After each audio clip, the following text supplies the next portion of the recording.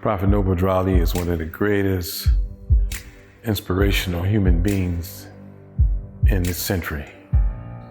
Now we have to consider what the prophecies mean.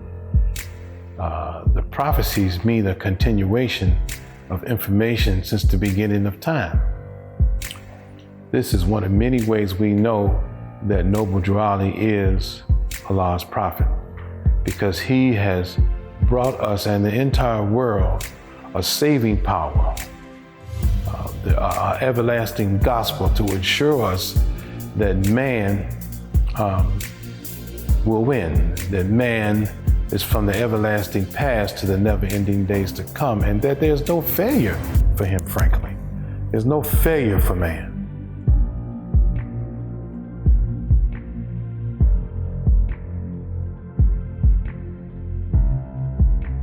There's so many things that we'd like to know about the Prophet Noble Drali's life that, from what I understand, he says it's not really necessary. Prophet Noble Drali is known as Prophet Noble Drali. However, there's some recent information that people have dug up on the internet talking about the Prophet, saying that his name was something else, saying that he was not born in North Carolina, he was born in Virginia. Some people say that he was 16 years old and he was thrown in the fire, and his aunt threw him in the fire and he got out of the fire. But these are all pieces of information that I can't stand on. But what I do know, and what we all should know and recognize, is that he never called himself anything other than, in our literature, Noble Drali. And irregardless of what you might have, those out there who might have said his name was this and it was that, but he asked us in his 101 questions and answers, who is Noble Drali?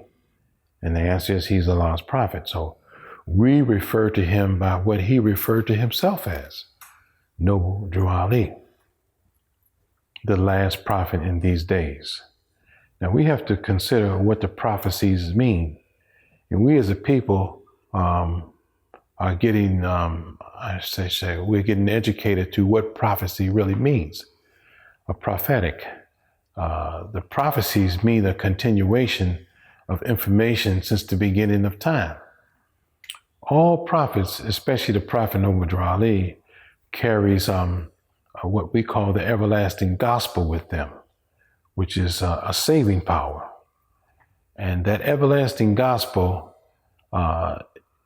came with first physical man.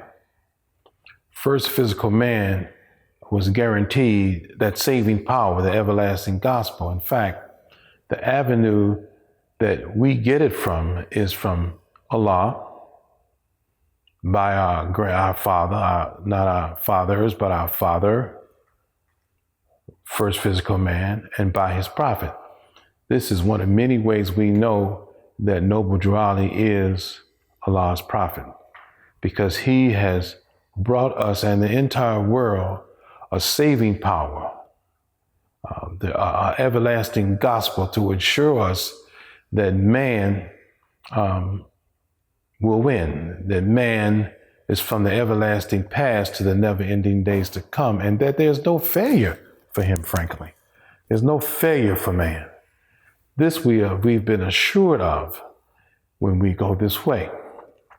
Our Prophet Noble Drali, the writing that he gave us, the information, the divine instructions that he gave us, has helped us, many of us, tremendously.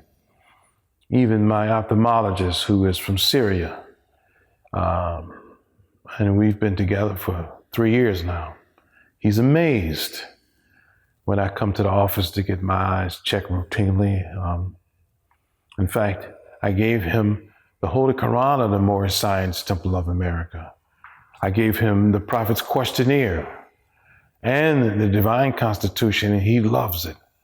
He says, every time you come, I feel so good. He said, the last time I was there, he says, let me put you on my Instagram and tell the people who you are. Tell them what you're teaching. And he tells all of his friends, he says, he's a Moorish American and he is teaching these people who they are. And he is embracing Islam, our religion.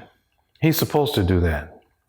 And the Prophet Noble Durali, I'm not sidetracking anything of that sort, but he says, they are helping me. Why not you? It is your problem. Many people are helping the Prophet Noble Durali because he's bringing good tidings. Our Prophet Noble Durali instills into each and every one of us, those who agreed to follow him in his teachings, to be better husbands, better wives, better children, better aunts and uncles, better people. And there's nothing wrong with that. Now, the Prophet is worthy of his hire.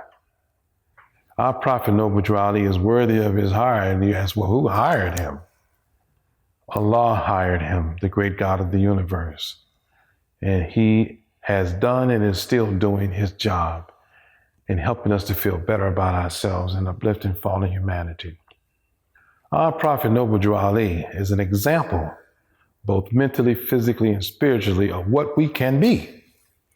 Even when you look at photographs of him, he's always dressed immaculately. He's dressed to represent himself in a manner that you say, oh, this is somebody we should pay attention to. He also emphasized that you can be religious and rich. Contrary to the concept of, oh, I'm pious and I'm religious and I'm so poor. No. That's a myth that was created during the time of the prophet Jesus being born. Oh, he was born in a manger. That was the closest place he could get to. But he was born rich, and that's another story because he was out of the house of David, and David was rich. But our Prophet Noble Durali brought us also the medicine, the herbal medicine to help us heal these bodies that we still have today.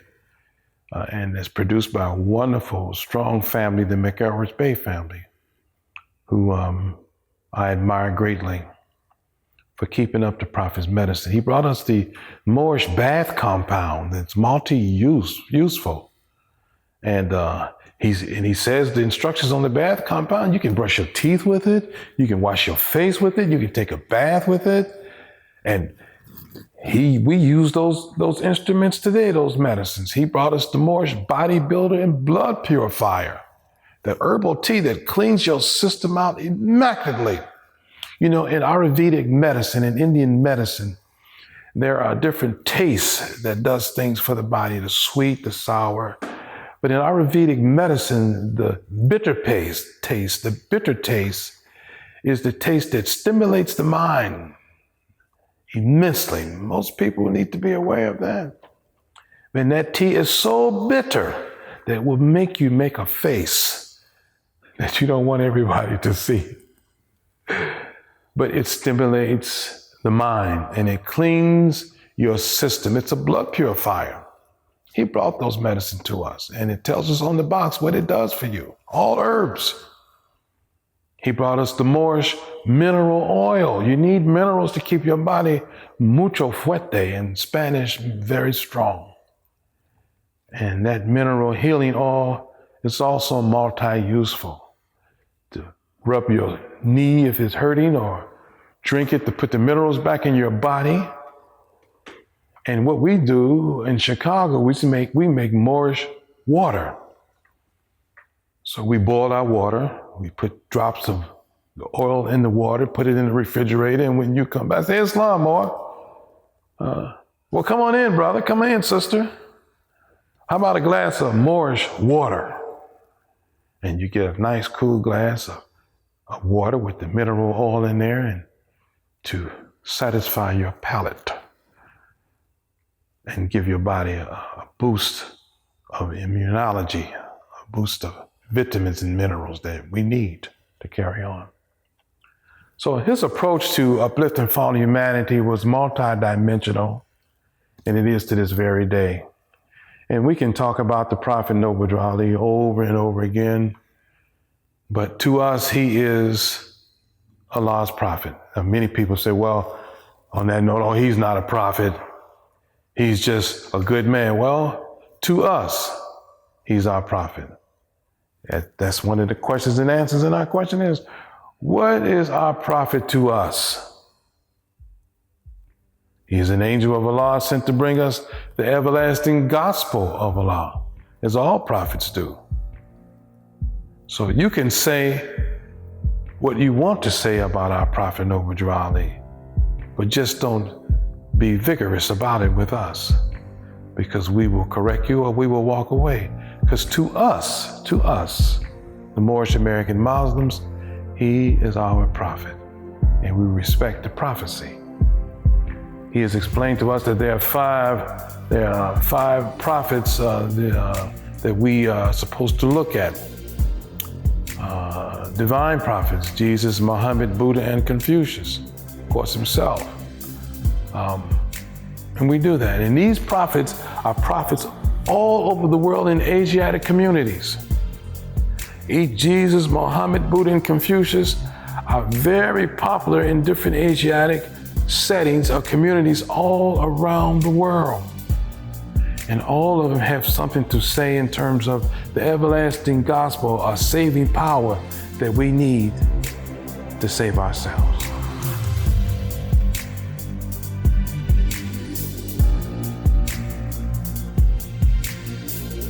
Well, the Prophet Noble Ali explains to us that Marcus Garvey was his forerunner, just like John the Baptist was the forerunner of Jesus in those days. Marcus Garvey started the people to thinking, our people, to thinking about, hey, up United Mighty Nation, you can liberate yourself. Because in Philosophies and Opinions of Marcus Garvey, he also says to his people, he said, we need a nationality, just like the Chinese, just like the English. He said, and we need to get back to the God of Africa, who is Allah. Now, I'm quoting Marcus Garvey's words from his letter in his book, Philosophies and Opinions of Marcus Garvey. So those people who doubt Marcus Garvey being a forerunner of the prophet should read the Philosophies and Opinions of Marcus Garvey. And it's right there.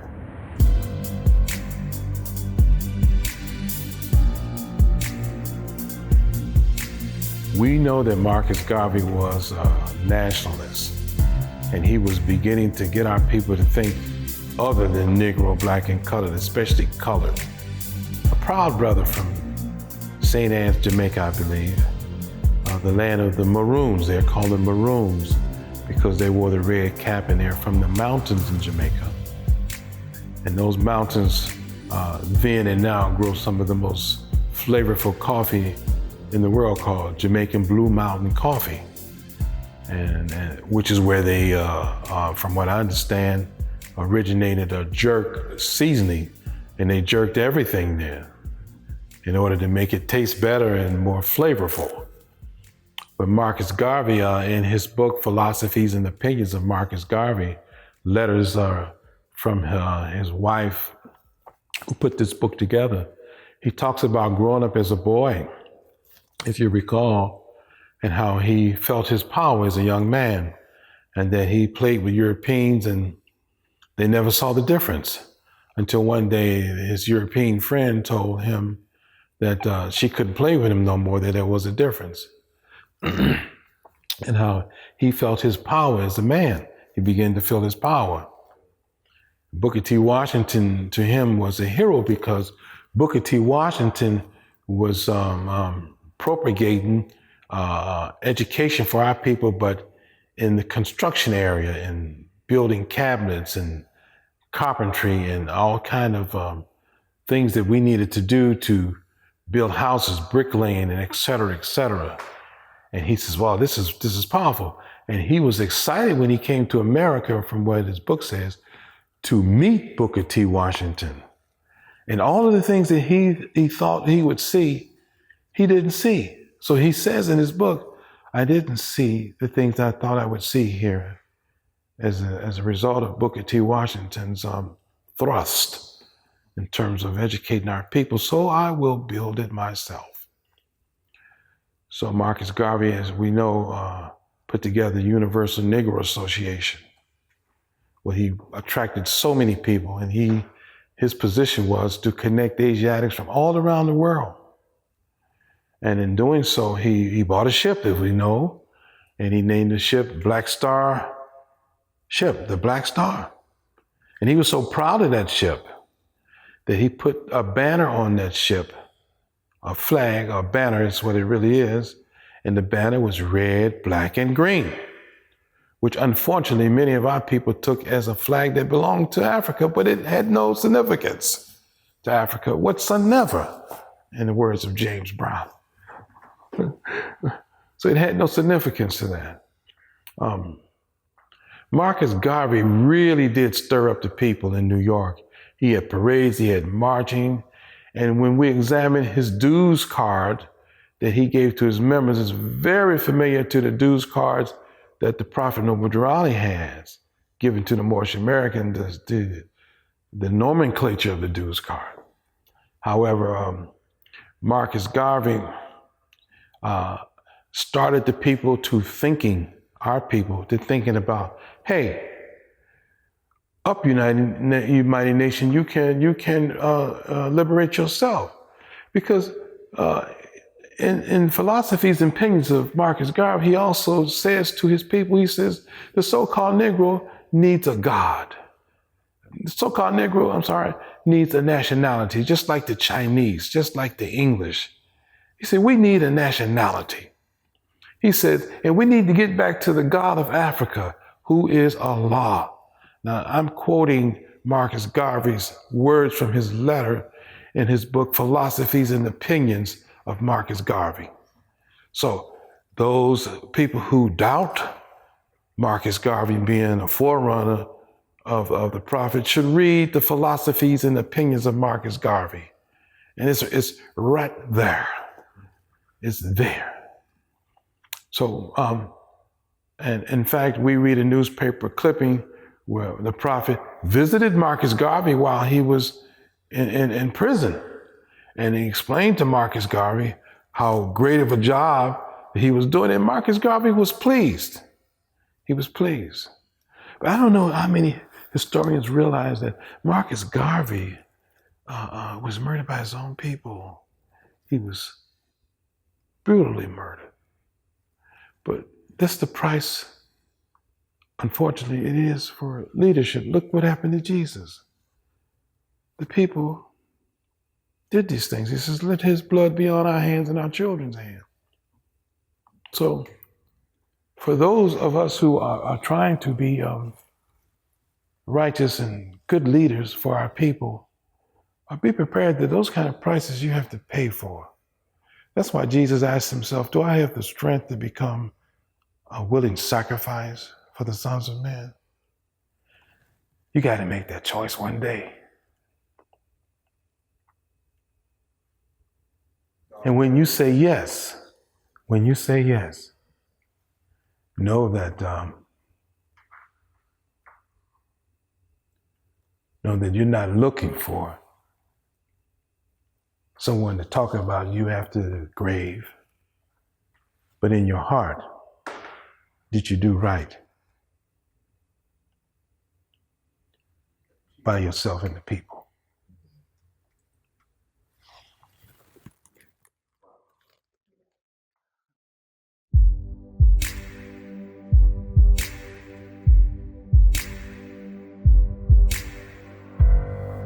Well, first of all, Black history is dead history. It has no relevancy to us as free national beings, having our free national name. We're glad that his name is not mentioned in Black history, because that doesn't serve the purpose in which he came here for. Our Prophet Noble Drew Ali is the first Moorish American, the first one. Now, there were Moroccan Americans then, there are Moroccan Americans now. But a Moorish American, he's the first one. And he says, what I have done, all of you can do. And I'm paraphrasing according to Jesus. But he is the first one, and what he's done, he's made all of us like him, Moorish American Muslims.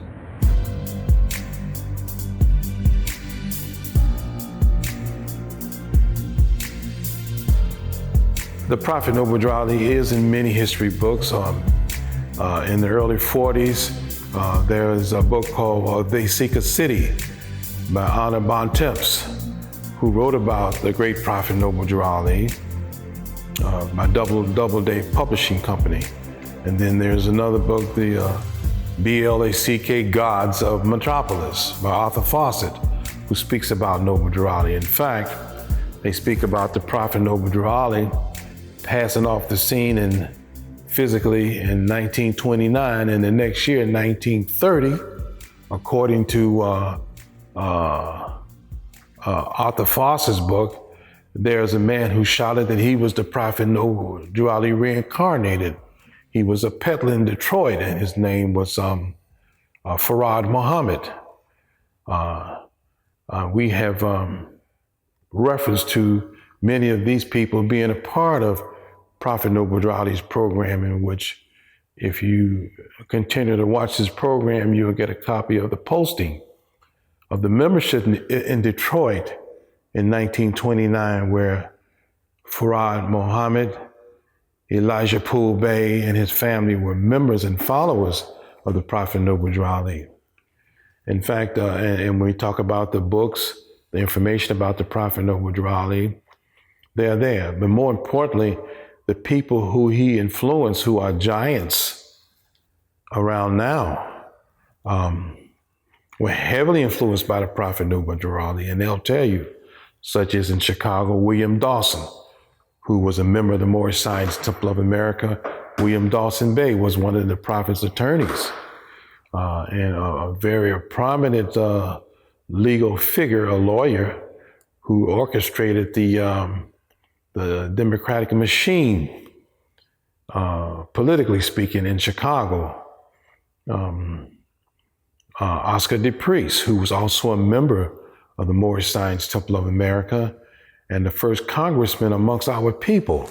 In fact, William Dawson said to his constituents, but with the help of the Moorish Americans, I believe that I've already won. And if you look at the photo that will be revealed to you on this shooting, you'll see a copy of Oscar DePriest sitting behind the Prophet and next to the Prophet Noble Ali in 1928-29. Our Prophet Noble Ali also influenced George Cleveland Hall, who was he was part of Carter G. Woodson's group. Carter G. Woodson and George Cleveland Hall were together with Hurston.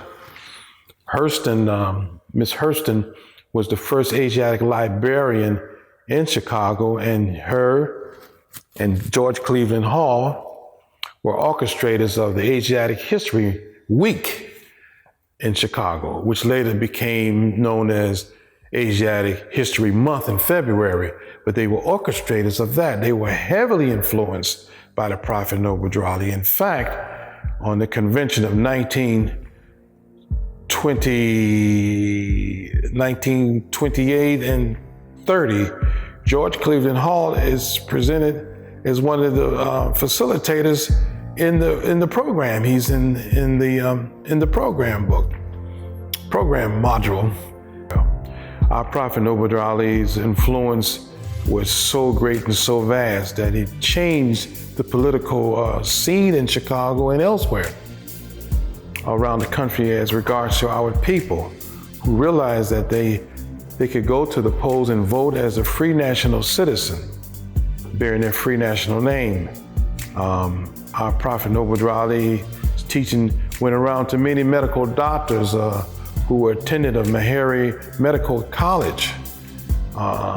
He influenced so many great people who will tell you, if you ask them, what effect that he had on them as their teacher.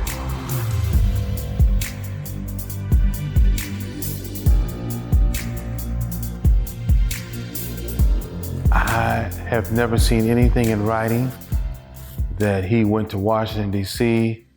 and brought our flag. I have never seen anything of that sort, but if it is available, I'd like to read it, know more about it, but I can't stand on it, that flag.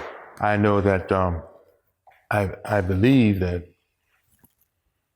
he didn't have to get permission from anybody to do what he had to do for our people, because Allah Almighty divinely prepared him and sent him here for this purpose. And his coming is just immaculate. Look how many lives he's touched.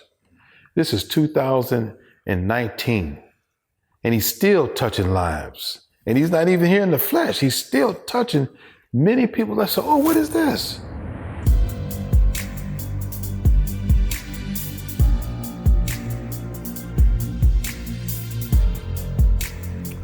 We've talked about our Prophet Noble Ali in many venues. Of course, we know that he is multidimensional in his instructions, and because they are divine.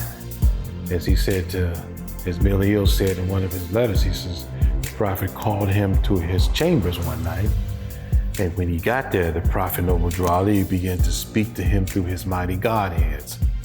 And that interpretation in itself tells us that he was so spiritual, so well connected to the unseen God, Allah Almighty, that he could speak to him that way. And it's amazing because out of all the people in Chicago, there were noted to be at least 5,000 members. In Detroit, there were noted to be at least 1,500 members in Detroit, amongst the other 15 temples around the country. There was an enormous amount of people that were coming to hear what the Prophet had to say and joining the Moorish Zionist Temple of America. But it's amazing that when he called someone to his chambers, it was only one person. That was Brother Miliel, his Grand Sheik and chairman. However, when the Prophet came to Chicago in 1925, I have never read or seen anything where he made reference to a Canaanite temple. Now, many more say that it exists, but I can only talk about what I know about it. I don't know about that. I've never read about that. But I do know, according to some literature that we came upon, that he called himself an Egyptian adept student, is what he called himself. In this newspaper article, he says, I am an Egyptian adept student. And he talks about his medicine, how he can heal people. And this clip is from Newark, New Jersey, which is where we know he had his first temple at. Again, if the first temple was called the Canaanite temple, I have no reference of that. And if there's someone who have reference of that, I'll be very happy to absorb that. But I have no reference of that. But we do know that our Prophet Noble Ali was in Newark, New Jersey, and he was at, in the address where he lived and worked was on Warren Street. We do have a copy of that house, a picture of that house that we are holding to place in plates, ceramic plates as souvenirs for those who like to have it. So we're holding out on that, because we don't want it to get into the hands where they perpetrate that and use it not for a souvenir, but to make themselves more than what they are. And that has happened to us, unfortunately, in the past. So, but our Prophet is buried in Burr Oak. His remains are buried in Burr Oak Cemetery in Chicago, Illinois. And he has said to us that don't worship his grave because he's not in there. So there should be a simple headstone on his grave with his name up there. Now, unfortunately, there are those who wanted to put their own headstone on his grave, which we don't believe that is right. They're not in there, so why is their headstone there? And Moorish American Muslims should come together and remove that thing, because they're not there.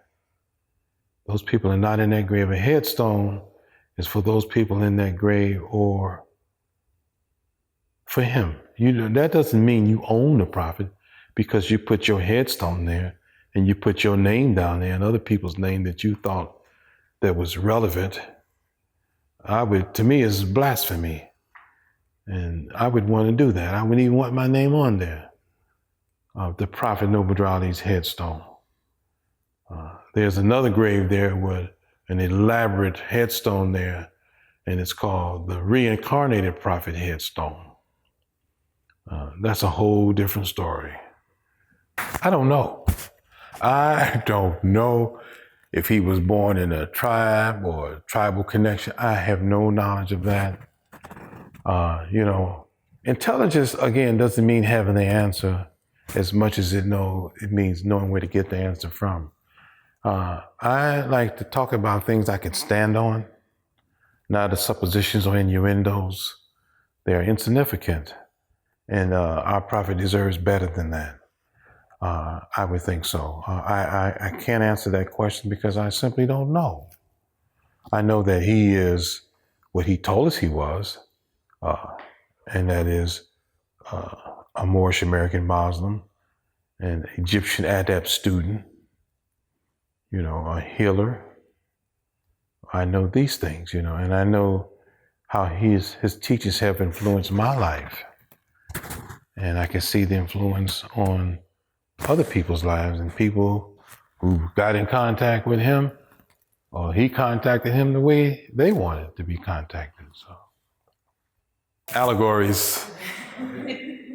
I don't know. I hear there's a song in Chicago that goes like this. The Prophet Drew Ali went to the Washington, D.C.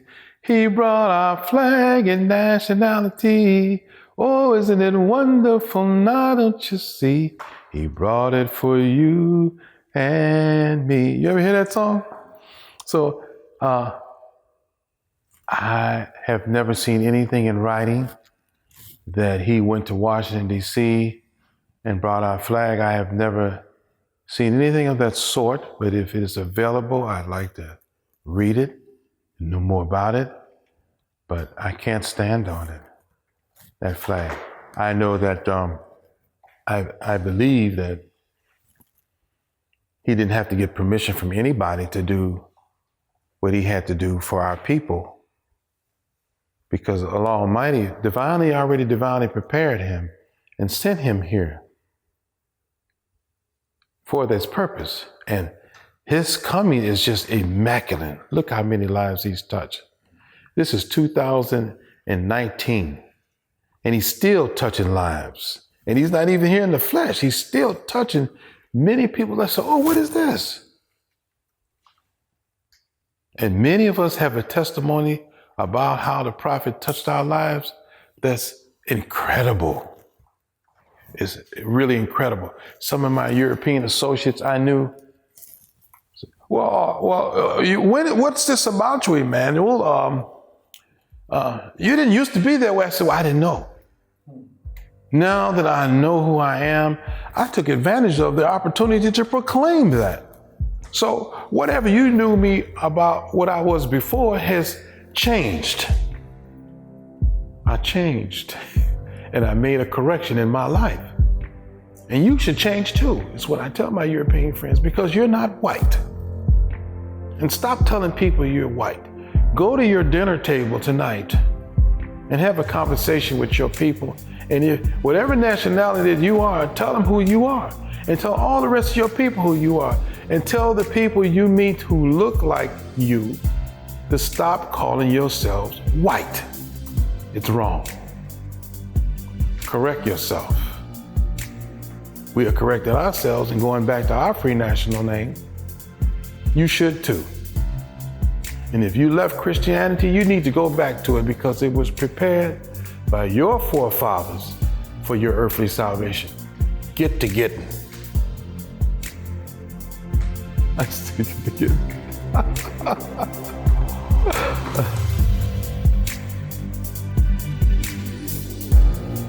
A prophet is who the prophet Dry told us what a prophet is. a thought of Allah manifested in human flesh and flesh. So their job is to save us from the wrath of Allah, because we have to have a messenger so often. And when a prophet comes, it changes the era of time. It becomes a new era of time. Now, this, just by their coming, it changes the time, because now we have a burst of light, a glorious burst of light to enlighten us, where we can get back on the path of righteousness, because many of us throughout time have went through a path that is not righteous, and we have to be pulled back in. So Allah, through His mercy, sends a prophet to us and into the world to bring us back on the path of righteousness. See, when you're on the path of righteousness, it's not a path that you stand on the corners of and point the way and not go. All right? It's a path that you go because you see the footprints clearly cut and see that it's possible you can go that way. Jesus said, I am a brother of the way. The way. What is the way? The way is the mother of virtues and the harmonies of life that breathes justice, mercy, and love, and just what's right. That's the way. That is the way. Man is created to go that way. Remember, there is no failure for him. There is none whatsoever. Because victory is sure, because who's leading on? Allahu Akbar. Allah is leading on. That should make us happy. You can't do it by yourself. So when you say Allah is leading us on, it is the Allah inside of each and every one of us, that still small voice that speaks from within. That's the stuff. It's the manna. It's the juice that keeps us going. It's the vitamins. It's the That's what it is. We need that. And we need it for ourselves, and we need it for inspiration for those who haven't found their strength yet in themselves to climb up to the next level and be all that you could be. And much more. We are limitless in our growth and our stretching out. We are limitless. The prophet said, as we are creators and we make our creativity is limitless. There's nothing that we can do. There's everything that we are and will be. Subhanahu wa ta'ala means glory to Allah.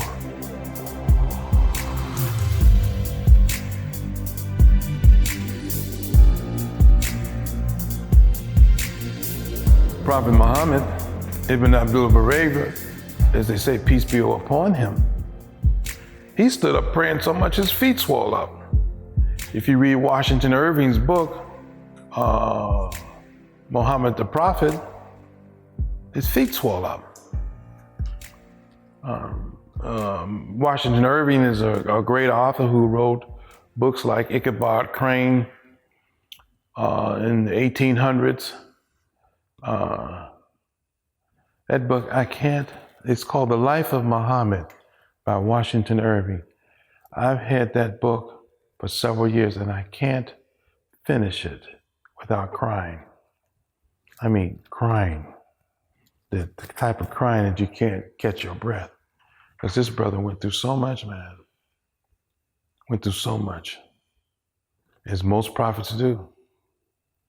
The misconception of what this movement is dedicated to, the misconception of why they're even here, to help us find our way back to the path of light. But prayer is a personal thing. It should be with each human being, whether you're standing, sitting, or bowing. It should be a personal thing. Some of us don't have feet to stand. Some of us don't have legs. Some of us were born that way. Some of us were amputees. But whenever you can remember your Lord Allah Almighty in any kind of way, in prayer and meditation, we're obligated to do so. That's why the bird sings in the morning. It's prayer to Allah. And the bee is sheltering comb. Its significance in saying, Allah Almighty, we love you and we in unison with you in every step of the way. So man gives his heart to Allah Almighty in prayer. But we have a ritual that our prophet has given to us where we stand on 7 and square off, not forward like you're going to fall, but straight up. And we pray. And they say 45-degree angles. I have never read that anywhere, but if it's 45, your feet at 45-degree angles, so what? And if you don't have feet, so what? What if you only have one arm and you can only hold up 5? Or what if you only have this hand? I remember a sister who, years ago in 1980, 82, I think it was, we were at the park at a picnic. It was Marcus Garvey's Day celebration at a picnic, and all of the cultural groups came from everywhere. And so my wife and my children and other wives were on a blanket. And then we had, whatever lunch they brought. And one brother came by, he says, "Oh, Islam, everybody." And it was one sister, it was a very charming sister, very nice. She had a turban on. And she raised up her left hand. She said, "Islam, brother." And he says, "Look at this sister. Give me her left hand. What's wrong with her?"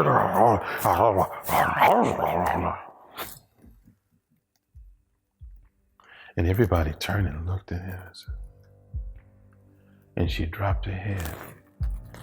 She said, "Brother, I only have a left hand." And she raised her right hand up. It was enough. She had an accident as a child. And she had no hand. Just enough.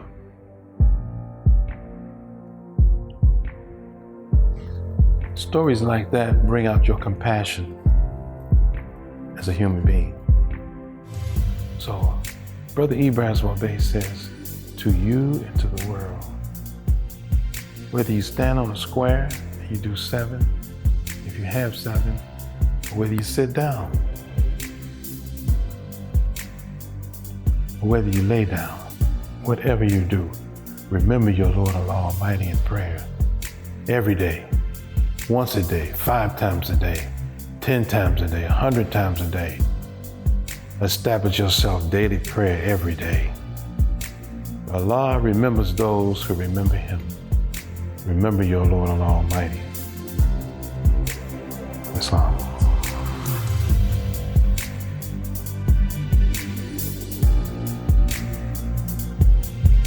It is a high level of spiritual learning for those who have lived a clean and moral life, and it's an elevation for those who are who become what we call a vested man or woman, to take an official position in the Moorish Science Temple of America as an angel, sort of like an angel to keep the unbelievers away. It is a high level of spiritual consciousness for some of our members who have reached that point, that they can achieve even a higher level of consciousness and spirituality, and a profound dedication to this organization, where they are reminded of their divine fiduciary responsibilities and are ready to perform fiduciary responsibilities to the utmost of their very power. It's highly disciplined, and an adept who has gone through the prophet's adept chamber. In that case, it's only one adept chamber, it's not more than one. And anybody out there who says that they have the adept chamber, you're sadly mistaken. It's only one. It's only one adept book with adepts who were made since 1925, and we record all those names in one book, and we call it the Book of Life. But the adept chamber is is for those, again, who have lived a clean and moral life and is ready to be elevated to a higher level of spirituality and consciousness, that there are words that cannot really explain what they go through. As an adept, you can obtain third heaven through certain rituals that are presented to one who has gone through the prophet's adept chamber. Third heaven is a level of consciousness, because, as you know, man is not the body or the soul; he is a spirit. So that when you reach that level of spirituality, knowing that you are really a spirit and this is just a shell to move around in, that created faith gave to man so he could function or move on the plane of things made manifest, then your outlook on what is called life is totally different. Just totally different. And you have to be prepared to handle that kind of information, that kind of knowledge. You have to be prepared spiritually. Or if not, you're on a thin line between reality and madness. So that, of course, is tempered, and there are certain things that are given to an adept so they would know how to achieve third heaven, or might even be on there already and wouldn't know how to describe it. But just the clarity is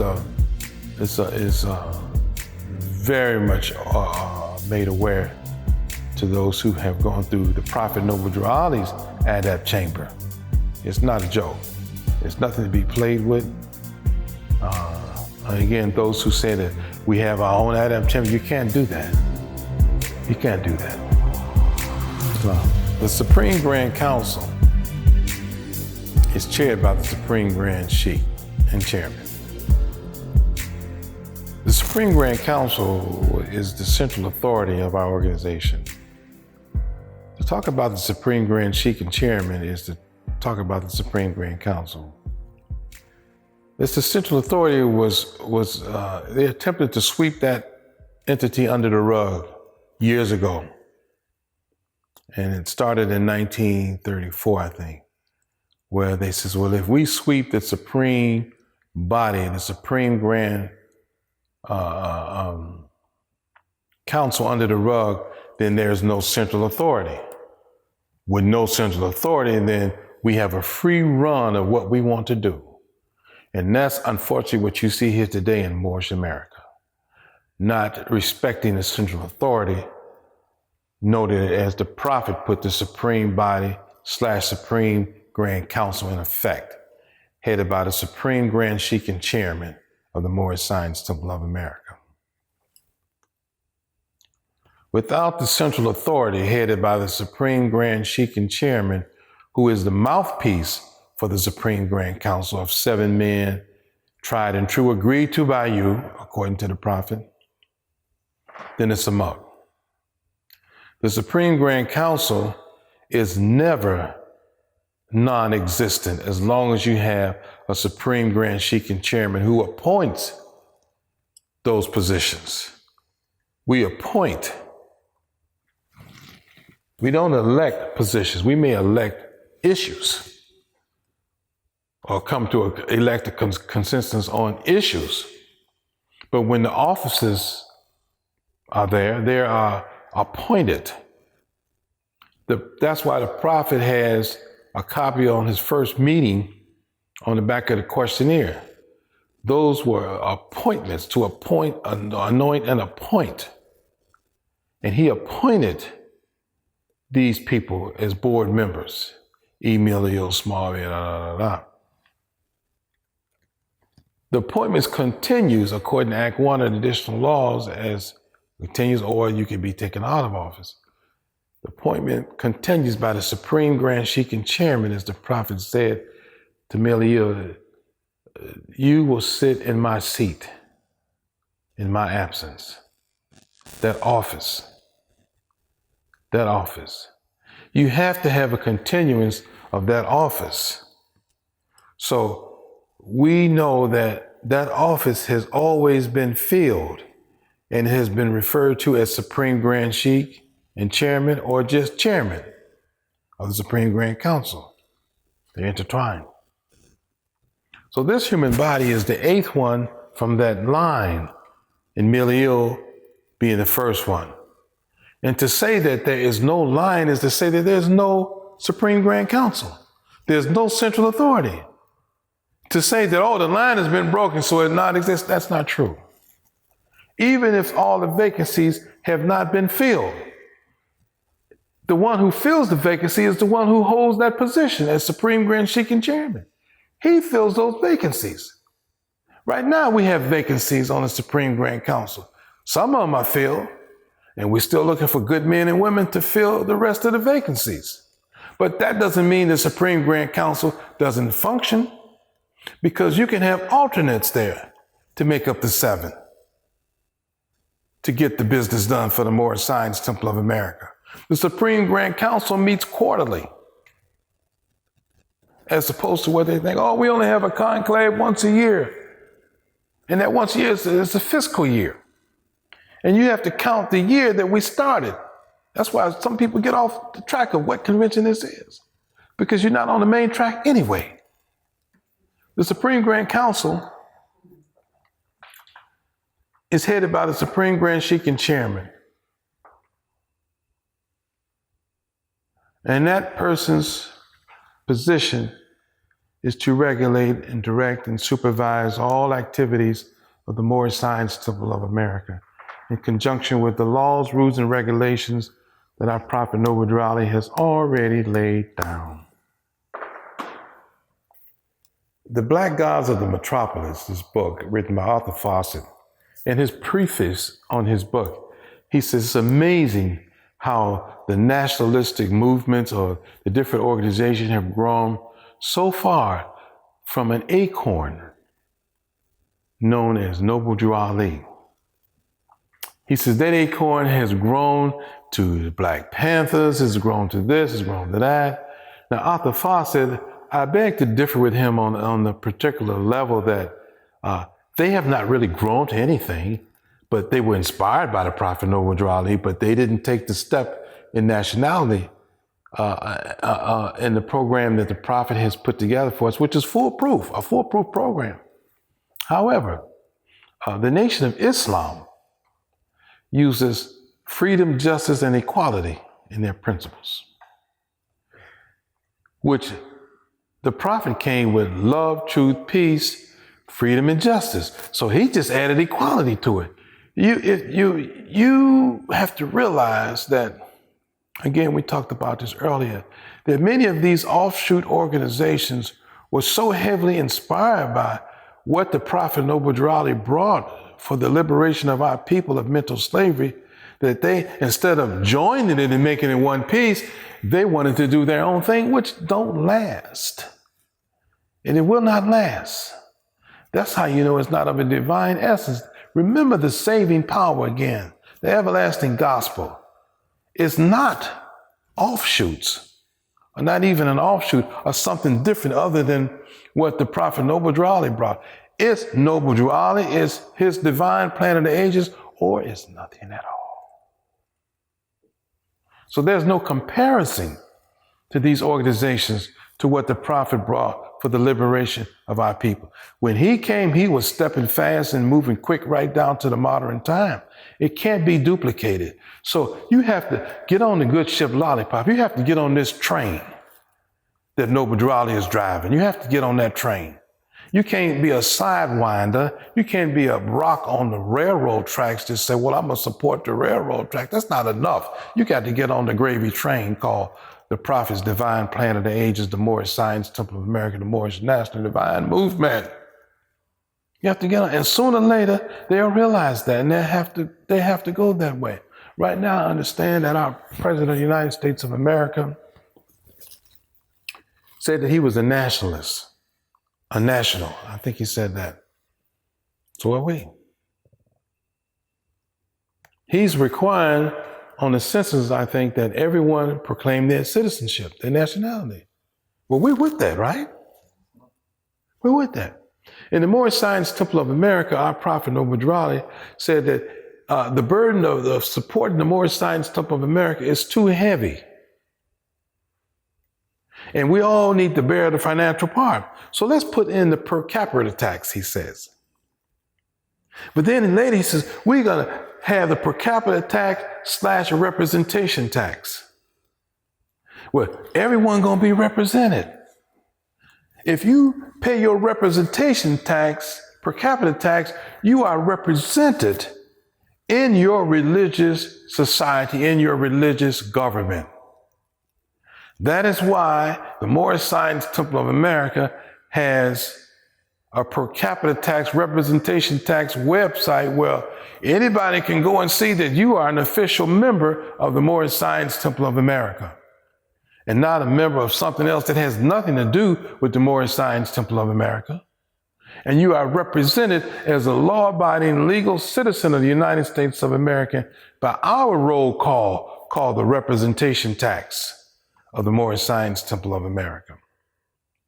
So, again, for those who say, well, I'm going to join this group or that group, Act 4 of the additional laws of our Constitution says that we can't make any assertion or speak radical about any group of any organized group in the American flag, anything of that sort. So we can't talk about these groups as much as we can talk about our group. So ask us what we're doing in the Moorish Science Temple of America, but you can ask them what they are doing. But we know what we are doing is heavenly and divinely inspired by Allah Almighty himself, to the point that we can't lose. We will never lose with the stuff we're using. We can't lose in terms of liberating our people mentally, physically, and spiritually of this grip of the downfalls of the Negro, black, and colored. That must be erased. We must wash, symbolic of cleansing of the soul. And it takes time to wash away this Negro, black, and colored. It takes time to wash away the psychological effects of even calling ourselves Negro, black, and colored. It takes patience. Allah, our Lord, is patient with us, so we have to be patient with one another. Because it never changes that we are still the children of one Father, provided for by his care. And affection will bind us together in such a way that we will remember each other, even when we separate in the world. Oh, let's see how that's more doing. Let's see how that's more doing. We have to find more ways to love instead of hate each other. And this myth of who's in charge have to dissipate. We're in charge. I'm in charge. Well, if you're so in charge, what about all the millions of our people who never heard of the Prophet Noble Ali? What about the millions of our people who deserve a right to have their nationality and be aware of that? So I say to Moorish America, and I say it with sincere heart, the Prophet has already said who's in charge. If you spend all of your life talking about who's in charge and who's the grand body, who's not, who will be saved?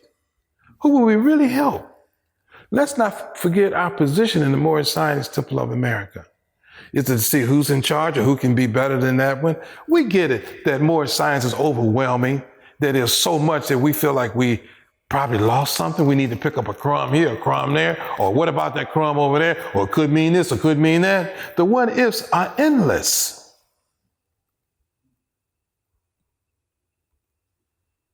Moorish Science Temple of America is governed by the central authority that the Prophet Noble Ali put in place. And without activity in that central authority, those out there who are doing all else, you will never, ever win. Never. We have the central authority here, and we've been maintaining it and will continually maintain it. I'm not the last Supreme Grand Sheik and chairman of the Moorish Science Temple of America. Neither was the ones preceding before me. In 2080, there will be another Supreme Grand Sheik and chairman. By that time, it will be many more up to them. If you don't record them, and if you try to find fault and, oh, if the line is broken, what does that make you? That mean you're supposed to take over? That means, it's no more, it's all broken up, so that means that you're supposed to slide in? No, there's no sliding in. There's a continuance. There's a continuance of the legacy that the prophet has already left. You know, the prophet again told us about schemes. We know what a scheme is. Scheming. Huh?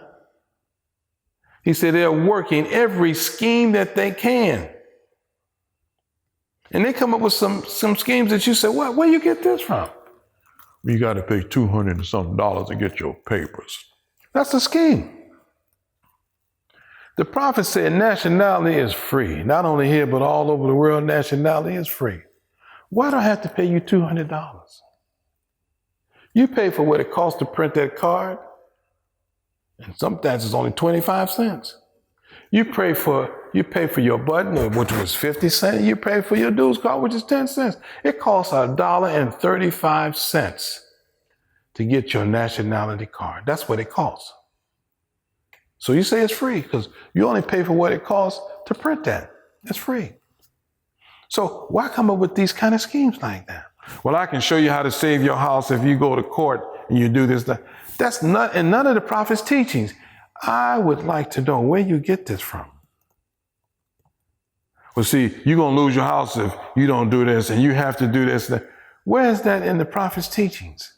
Where?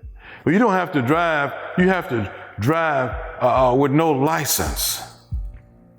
Is that in Act 1, Act 2, Act 3, Act 4, Act 5? Where is that at?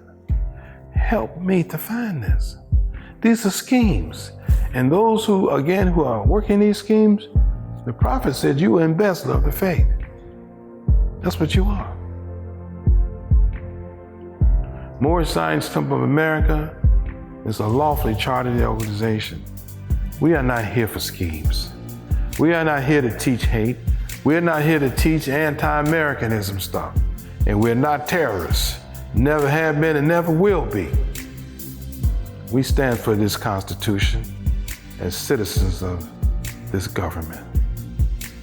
And anyone who think their condition could be better, the prophet said you need to be here in the Moorish Temple of America. And change your name to Do the Right Thing, babe. Do the right thing, ill. Islam. Now you should have a better idea of who Noble Drew Ali is, because Drew Ali was firm on the fact that a man cannot be a Negro, black, or colored. You can also better understand why he is rarely mentioned in schools, the media, and in quote-unquote black history. Now you even have a glimpse of how the prophet's coming will positively affect the world for centuries to come. Expanding on this topic, our 11-part series, Freedom in America, delves deeper into the pivotal role of nationality in American society. Supreme Grand Sheik E. Braswell Bey explores deeper into Noble Drew Ali's program for so-called black people to proclaim their nationality. Brother E. Braswell Bey also explains how it provides remedies for police brutality, access to constitutional rights, first-class citizenship, and a true cultural identity, which is crucial for Moors and so-called black people seeking an elevated quality of life in American society. Freedom in America is a part of our ongoing expansion of Amexem All Access, where we completely unpack a large range of pivotal topics. All Access members can access other deep dives into the Moorish Temple of America, Prophet Noble Drew Ali, and Moorish Science, as well as high-quality interviews, educational courses, and a wealth of other resources. All this content is available on our ad-free platform. By subscribing to the All Access annual plan, currently available for less than $3.66 per month, you gain full access to our ever-expanding library of content. Your subscription not only unlocks a treasure trove of knowledge, but also supports our team in creating more ambitious, evidence-based content. So don't wait to start your personal transformation journey. Watch these 11 chapters right now by clicking the button on your screen or following the link in the description. Your support enables us to continue shedding light on these crucial topics. Thank you for your support. Peace and love.